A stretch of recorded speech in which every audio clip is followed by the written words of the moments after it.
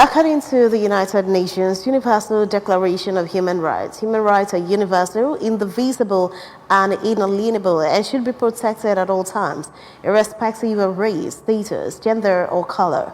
This, however, is usually not the case, especially with the increasing number of international migration, both regular and irregular, making it almost impossible for the rights of these migrants to be protected as they should be.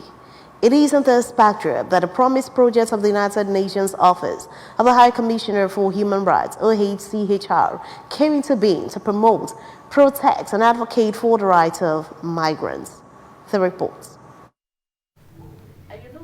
Interacting with journalists in Abuja on the project and its success in the past, the regional representative human rights Robert Kuchani said the project is in its third phase and Nigeria is one of the 9 pilot countries in Africa benefiting from it.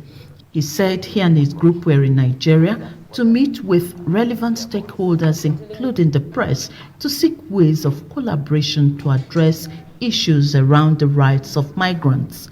Mr. Kuchani said the essence of the meeting with journalists stems from the fact that the media is a critical stakeholder needed in journey of sensitization around migration and the need for them to report from an informed viewpoint.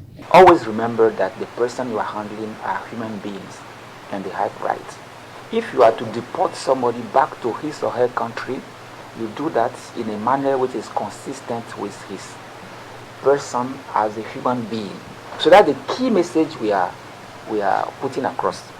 Then how to handle migration, how to reduce it, the country of origin. Migration carries a lot of benefits, but it has to be managed in a manner which is consistent with human rights.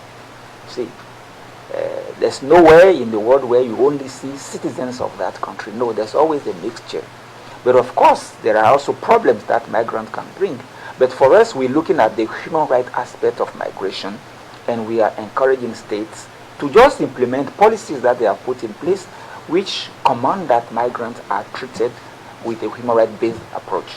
A human rights officer from the West African Regional Office, Urike Kabila Button, who told the success story of the project, said they have done several things to support the technical group of countries, including building capacity of staff to enable them deal with migrants without discrimination or stigmatization. Some of the work that we do touches on issues of advocacy, supporting the engagement between the states in which the project is implemented and the UN human rights mechanisms, especially the UN Committee on the Rights of Migrant Workers, to ensure that these states are able to implement the provisions of the Convention on the Rights of Migrant Workers and also follow up on the recommendations when they do report to this committee. In Abuja, Princess Ekwi Ajide reporting.